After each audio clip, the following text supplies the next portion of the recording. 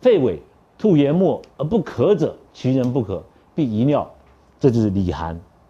只要吐盐沫出来，白色的盐沫不是浓痰，又没有口渴，代表肺家的寒症，一定会遗尿，小便会平数。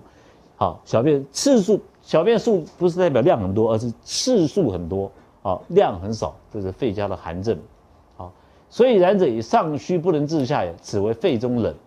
肺中冷的时候，一定会有头昏眩，好，盐沫、口水会比较多。那甘草干姜汤来温之，好。如果只有吃了甘草干姜汤，吃完以后口燥渴，这是属于消渴。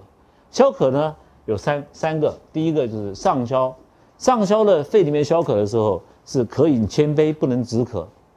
中消呢是胃肠胃好，饥肚子很饿，饥饮白碗，吃100碗饭呢还是不能解饥。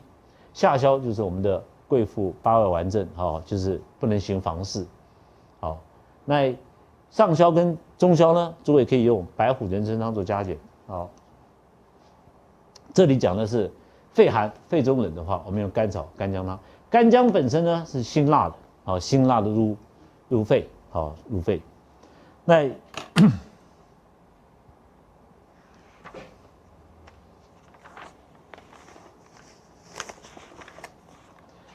这个好，甘草干姜汤是非常普遍的一个处方，好，就是专门治疗肺寒的一个处方。好，诸位这样看没有问题吧？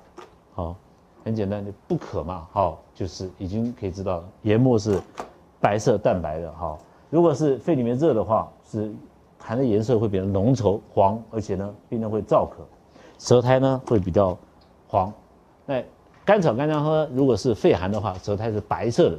好，诸位看这个甘草干姜汤，就2味药，啊，甘草4两，啊，你不要真的开4两啊，就4钱，好，就干姜2钱，啊，那你用这种轻的剂量的话，你用3碗水煮成1碗，每次半碗就可以了，好，